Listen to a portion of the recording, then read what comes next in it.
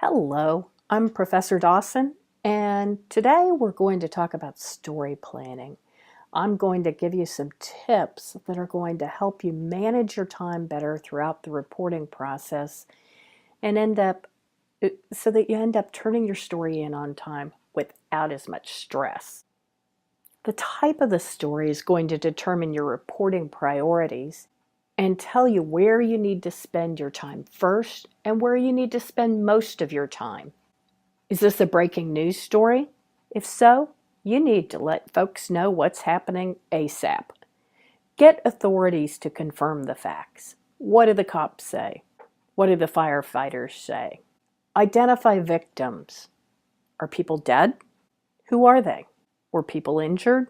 Were they attacked? Get to the scene. When you're dealing with breaking news, you'll find both authorities and witnesses and victims at the scene, whether it's a natural disaster, a crime, an accident, whatever the situation is. Get there quickly because the scene changes. Talk to the witnesses.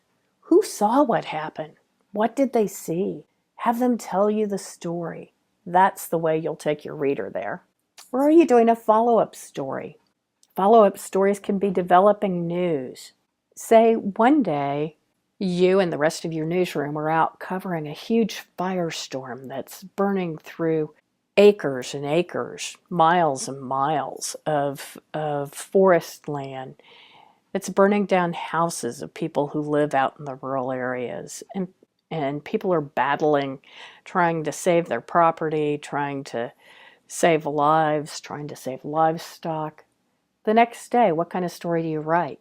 When I covered a firestorm with my newsroom that was like that, in the middle of the night, I realized that the follow-up story I most wanted to do was to go back with somebody who was returning to his home that had been burned to see what was gone and what was left. I really wanted readers to have some compassion and to understand what the victims of the firestorm were going through.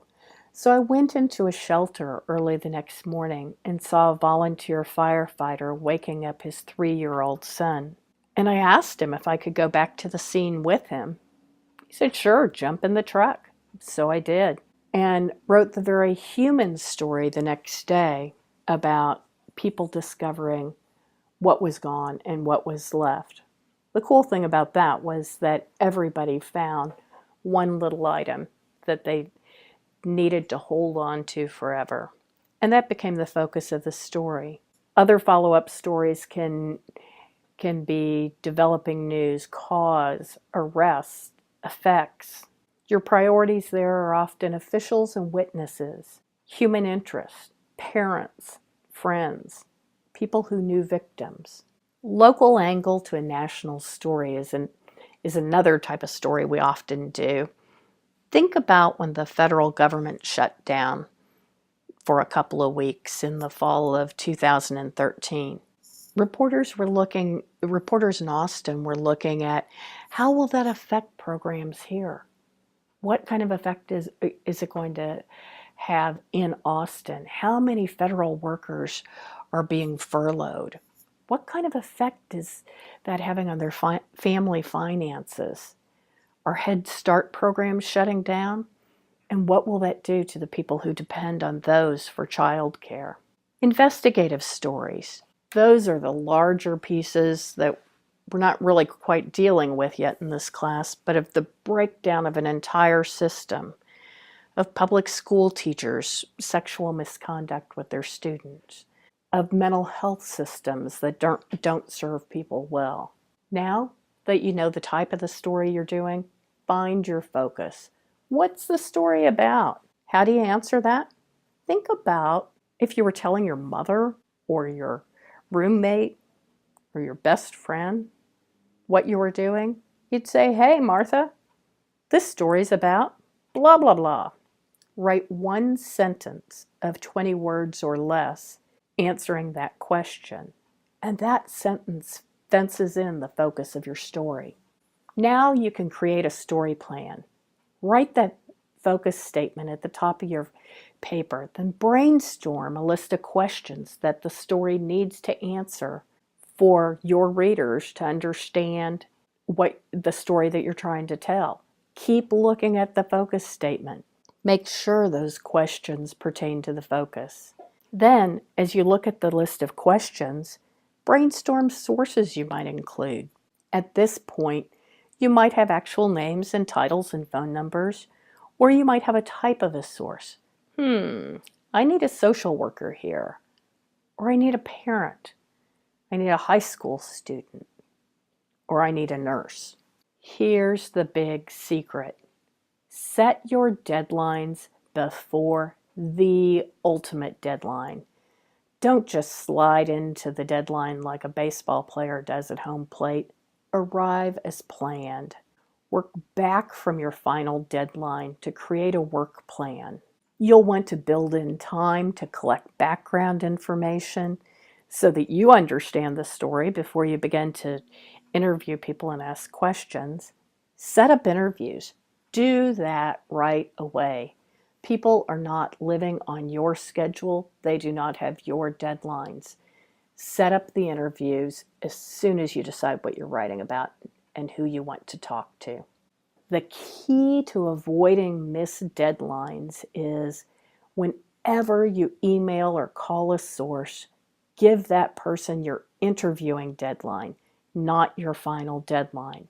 Remember a minute ago when I said to work back from your final deadline to create internal deadlines?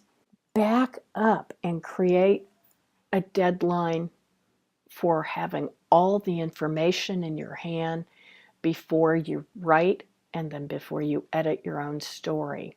Interviewing is where people get into trouble. You need to set a deadline for your source to respond. You need to check back with that source. If you've emailed him, call him, show up during his office hours if he's a professor here on campus. And if you still can't get him to talk to you, stop waiting. Move on. Have more contacts than you need. Remember that list of brainstorm sources? Make it longer than you possibly need. Call a lot of people. Try to set up more interviews. Move on from the bad sources quickly.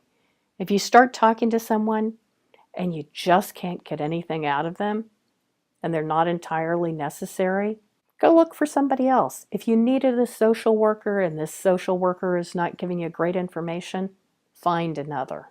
You can get a lot done in the adrenaline rush of deadline. If you're getting close, don't give up just because your deadline's an hour away. It's amazing what you can do if you just go out and start hunting down people. Now back from that detour, your interviews are done. Read over all the information that you have at once. Organize your information, outline, and then sit down and write. You think you're finished. You think you can celebrate now, right? No. You still have a couple of steps to go through before you can turn your story in. So make sure in planning your time that you leave time for these critical pieces. Edit yourself. Go back and read through your story. Spell check is not good enough. Look for AP style, spelling, grammar. Read your story out loud to see if it flows well or if it drags. Verify everything. Double check spellings of names, proper titles, names of projects and events, addresses, facts. Add up numbers. Make sure it all works. Then you can push the send button. You can print your story. You've met your final deadline. Now it's time to celebrate. And hopefully you've arrived as you planned and haven't just squealed in burning rubber.